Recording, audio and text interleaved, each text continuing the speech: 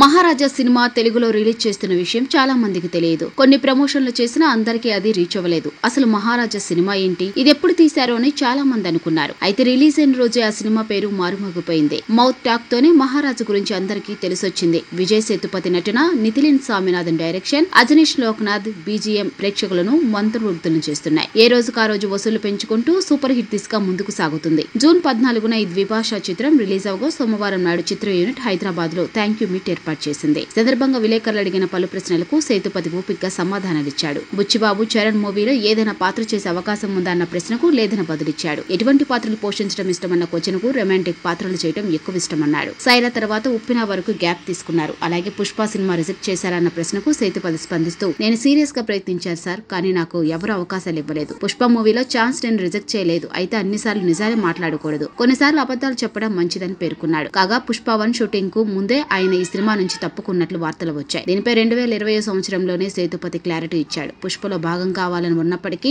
Dates కుదరకపోవడం వల్లే ఆ project నుంచి వైదొలిగినట్లు పేర్కొన్నాడు. దర్శకుడు సుకుమార్ ను కలిసి మరీ తన నిర్ణయాన్ని తెలిపినట్లు వెల్లడించాడు.